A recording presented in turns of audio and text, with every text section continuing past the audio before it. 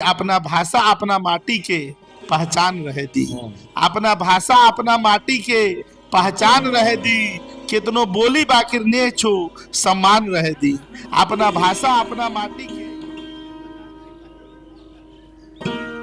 रउआ खूब बोली हिंदी इंग्लिश फ्रेंच और स्पेनिश। रउआ खूब बोली हिंदी इंग्लिश फ्रेंच और स्पेनिश। बाकिर माई भोजपुरी के पहला स्थान रहे दी। बाहर आ गई नहीं या मेट्रो शहर में बानी तो गांव कितना आपका अंदर बसेला। तो ओकर जवाब आप पहले हमके दे देनी कि गांव आपके अंदर कितना बसेला, काहे गांव छोड़े के पड़ल या फिर जे भी प्रदेश में बा।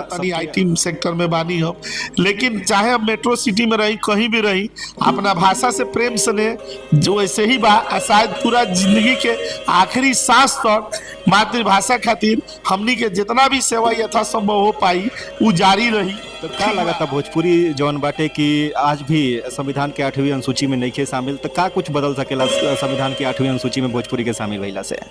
भोजपुरी के इतिहास बहुत समृद्ध बा और हमारा पूरा उम्मीद बा कि जे तरह से बहुत सारा संस्थान मिल के भोजपुरी के आगे बढ़ावे में लागल बा तो वो दिन दूर नहीं के।